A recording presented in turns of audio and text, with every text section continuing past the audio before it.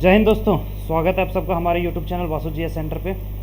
दोस्तों अभी से कुछ ही देर पहले हमने आपको एक अपडेट दिया था जो जुड़ा हुआ था सुप्रीम कोर्ट के फैसला से लेकर के। मैंने उस वीडियो में आपको बताया था कि झारखंड का नियोजन नीति को लेकर सुप्रीम कोर्ट ने आज फैसला दिया है और ये फैसला जो है वो देखा जाए तो स्टूडेंट्स के हित में गया है। तो बहुत ही एक अच्छी खबर थी। उसके बावजूद भी बहुत सारे स्टूडेंट्स के मन में कई तरह के सवाल उठ रहे हैं, तो उन्हीं सारे सवाल को लेकर आज इस वीडियो में हम लेकर आए हैं। तो वीडियो को ज़्यादा से ज़्यादा शेयर जरूर करेंगे। साथ ही साथ दोस्तों ये जो अभी आप स्क्रीन पर देख रहे हैं ये सुप्रीम कोर्ट के द्वारा जारी किया गया सॉफ्ट कॉपी है। ये जो भी डिसीजन दिया गया है, जो जजमेंट दिया गया है, तो ये जजमेंट का कॉपी है ना। आपको एक यहाँ पे जो दिख रहा है वो इंग्लिश में आपको देखने को मिलेगा। ये कंप्लीट 107 पेज का PDF है। ये हम आपको हमारे टेलीग्राम ग्रुप में मिल जाएगा। साथ ही साथ दोस्तों हमारे टेलीग्राम ग्रुप पर आपको इसी का हिंदी में अनुवाद PDF मिल जाएगा कि क्या कुछ कहा गया। आप हिंदी में इसे पढ़ करके बिल्कुल ईजिली समझ सकते हैं। ठीक है, 107 पेज का ये भी है। आप एक एक करके पढ़ेंगे तो हर एक पॉइंट आपका क्लियर हो जाएगा, हर एक डाउट आपका क्लियर हो जाएगा। लेकिन जो मोस्ट कॉमन क्वेश्चन जो स्टूडेंट्स के मन में स्ट्राइक कर रहा है, जो स्टूडेंट्स के मन में सबसे ज़्यादा क्वेश्चन जो घूम रहा है ना, वो 2-3 चीज़ को लेकर के घूम रहा है। सबसे पहले हम बात करने वाले हैं दोस्तों पंचायत सचिव के बारे में। ठीक है, जैसा कि आपको पता है कि पंचायत सचिव की नियुक्ति को लेकर के बहुत सारी अड़चनें आई हैं। ठीक है, और पंचायत सचिव वाले अभ्यर्थी का अगर थोड़ा सा दर्द आपको एहसास होगा तो आपको पता होगा कि उन्होंने रांची के सड़कों पर बैठ करके कितना प्रोटेस्ट किया, फिर भी उनको आज तक न्याय नहीं मिल पाया। और 95% एग्ज़ाम का सारा प्रोसेस होने के बावजूद भी आपने देखा था कि कैसे सरकार जो है वो वैकेंसी को वापस लेने के लिए तैयार था और इसके लिए नोटिस भी उन्होंने बखूबी जारी कर दिया था। ठीक है, इसके बारे में हमने आपको पहले ही बता दिया। अब क्या हो सकता है कि क्या सरकार इस पे फिर से एक जो कॉमन मेरिट जारी करने को कहा गया वो जारी करेगी या नहीं करेगी, या फिर इसे रद्द करने के प्लान में है सरकार। तो इन तमाम चीज़ों पे बात करने वाले हैं। और टीचर नियुक्ति को भी लेकर के बहुत सारे लोग जो है वो सवाल पूछ रहे हैं, सर जिनका नियुक्ति हो चुका है क्या उनका भी रिवाइज्ड मेरिट जारी होगा या फिर उनका क्या होगा, क्या उनका नौकरी कहीं खतरे में तो नहीं है। तो दोस्तों आज के इस वीडियो में हम A to Z बातों पे डिस्कस करने वाले हैं। तो वीडियो के लास्ट तक बने रहिए और अगर वीडियो को अच्छा लगता है तो ज़्यादा से ज़्यादा शेयर करें। और अगर हमारे चैनल पे आप नए हैं तो चैनल को सब्सक्राइब कर लें, क्योंकि इसी तरह के नए अपडेट हम आपके बीच लेकर आते रहते हैं। चलिए दोस्तों, सबसे पहले जिन्होंने हमारे पहले वाले वीडियो को नहीं देखा है तो उनके लिए मैं शॉर्ट में बता देता हूँ कि जो कोर्ट के द्वारा जजमेंट दिया गया है सुप्रीम कोर्ट के द्वारा आज, उसमें दोस्तों साफ कहा गया है कि झारखंड में देखिए एक पॉलिसी था 13 और 11 का पॉलिसी। ठीक है, 13 डिस्ट्रिक्ट और 11 डिस्ट्रिक्ट, ये 2 पॉलिसी था, समझ रहे ना। अब इसको कम्प्लीटली रद्द कर दिया गया है। सुप्रीम कोर्ट का कहना है कि ये 13 और 11 का पॉलिसी नहीं चलेगा। अब जो भी होगा, आपको जो भी मेरिट जारी करना है, पहले क्या होता था कि अलग अलग स्टेट के लिए, चाहे वो अलग अलग स्टेट नहीं, अलग अलग ज़िला के लिए, चाहे वो 13 जिला हो या फिर 11 जिला हो, दोनों के लिए अलग अलग मेरिट जारी किया जाता था। तो सुप्रीम कोर्ट ने आज इसे खोल करके बता दिया कि अब ये सब नहीं चलेगा, ये ड्रामा नहीं चलेगा। अब आपको स्टेट वाइज, ठीक है, स्टेट वाइज आपको मेरिट जारी करना होगा।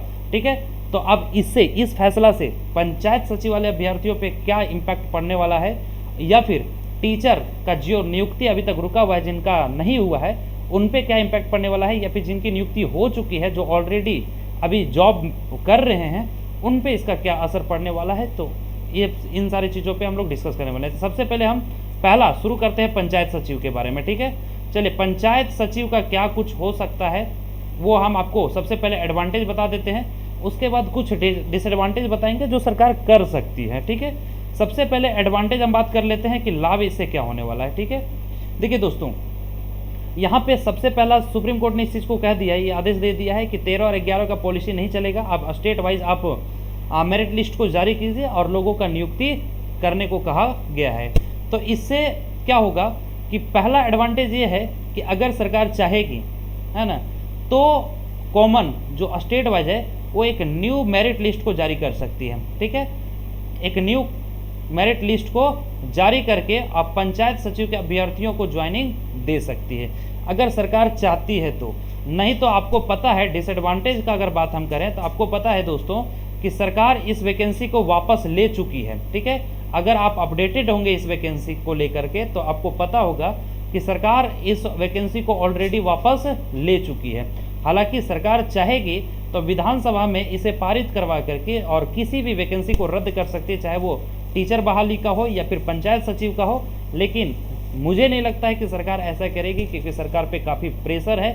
आपको पता है कि आज सुप्रीम कोर्ट से उनको झटका मिला है। और जस्ट दोस्तों आपको पता है कि मैंने बताया था आपको इससे पहले कुछ दिन पहले कि 10 अगस्त को हाई कोर्ट में भी मामला चल रहा है नियोजन नीति को लेकर के। और अब सरकार को ये थोड़ा सा लग रहा होगा कि कहीं 10 अगस्त को हाई कोर्ट से भी मुझे झटका ना मिल जाए। तो इन तमाम चीज़ों को सोचते हुए, जबकि सुप्रीम कोर्ट ने आप कहा है कि 7 दिन के अंदर, मतलब 1 सप्ताह के अंदर आप कॉमन मेरिट लिस्ट को जारी करके नियुक्ति देने की बात कही है, ठीक है। तो ये डिसएडवांटेज था कि उसे वापस ले लिया गया है। तो क्या सरकार अपने जिद पे अड़ी रहेगी या फिर स्टूडेंट्स का मांग और सुप्रीम कोर्ट का फैसला को ध्यान में रखते हुए वो इस प्रोसेस को आगे बढ़ा करके और एक common state wise merit list, जिला वाइज नहीं, स्टेट वाइज मेरिट लिस्ट जारी करके क्या पंचायत सचिव के अभ्यर्थियों को ज्वाइनिंग देगी या नहीं देगी, ये सरकार पे डिपेंड करता है। कोर्ट का काम था फैसला देना, ठीक है। तो चलिए, पहला आप पंचायत सचिव समझ गए। अब दूसरा हम आपको समझाते हैं टीचर के बारे में, ठीक है। टीचर में आपको दोस्तों पता है कि कुछ लोगों का नियुक्ति हो चुका है ना। अब जो नियुक्ति है वो तो काफ़ी खुश थे, है ना, लेकिन बहुत सारे का नियुक्ति नहीं हुआ है। तो इसमें क्या हो सकता है वो हम आपको बता देते हैं। क्या, देखिए, इसमें एक संभावना है दोस्तों कि इसका रिवाइज्ड मेरिट को जारी किया जा सकता है, ठीक है। जिनका हो चुका है ना, उनके लिए रिवाइज्ड मेरिट जारी किया जा सकता है, मतलब कॉमन, क्योंकि आपको पता है कि पहले ये 13/11 का पॉलिसी को लेकर के जो भी मेरिट बनता था। लेकिन अब अगर चाहेगी सरकार तो रिवाइज्ड मेरिट को जारी करके, हालांकि सुप्रीम कोर्ट ने इस चीज़ को भी जरूर कहा है कि जो जॉब कर रहे हैं, जो ऑलरेडी ऑन ड्यूटी जा चुके हैं, जिनको जॉब मिल चुका है, उनके जॉब के साथ आपको छेड़खानी करना उचित नहीं है ना। और ये सही भी नहीं होगा कि जो अभी वर्क कर रहे हैं, जो भाई ऑलरेडी पेमेंट उठा रहे हैं और अपना ड्यूटी कर रहे हैं, उनका अगर आप इस तरीके से अगर उनको फिर बाहर कर दिया जाएगा, एक कॉमन मेरिट लिस्ट जारी करके, अगर मान लें इन केस ऑफ बाहर हो जाते हैं तो फिर कुछ भी हो सकता है, बहुत सारे प्रॉब्लम्स क्रिएट हो सकते हैं। तो अब एक ही रास्ता है कि जो टीचर बचे हुए हैं उनका एक state wise common merit list जारी करके और उन्हें नियुक्ति दिया जाए, ठीक है, कॉमन मेरिट लिस्ट जारी करके।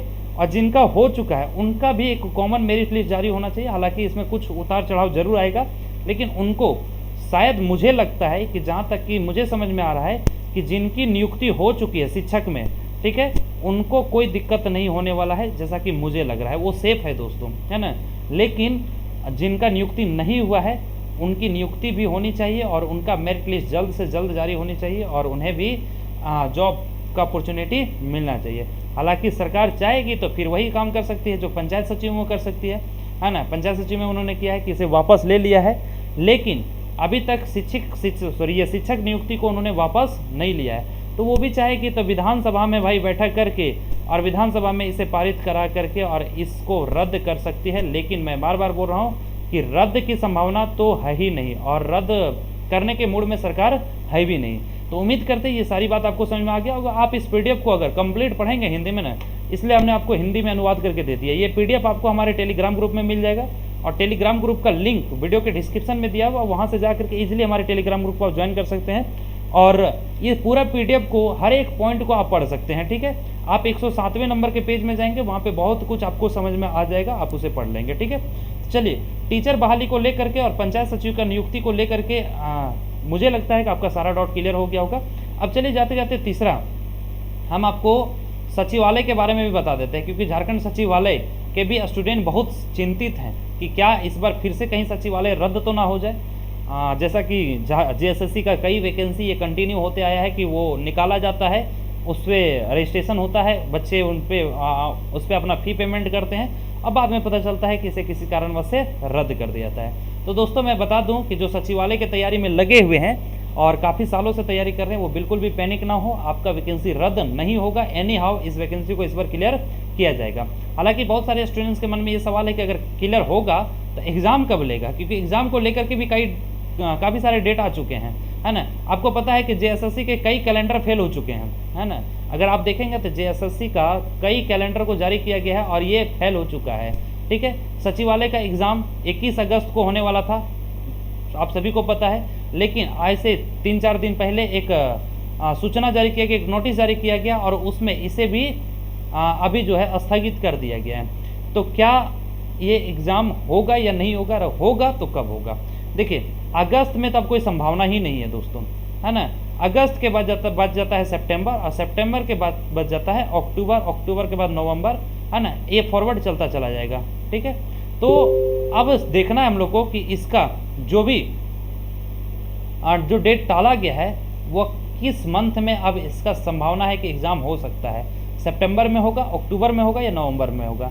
तो दोस्तों मैं आपको बता दूं कि आप 40% चांस रखिए कि सितंबर के लास्ट तक ले सकती है सरकार, अगर चाहेगी तो। अगर सरकार बहुत ज़्यादा एक्टिव मोड में नज़र आई तो सितंबर के लास्ट में इस एग्ज़ाम को वो हेल्ड करवा सकती है, इस एग्ज़ाम को कंडक्ट करवा सकती है।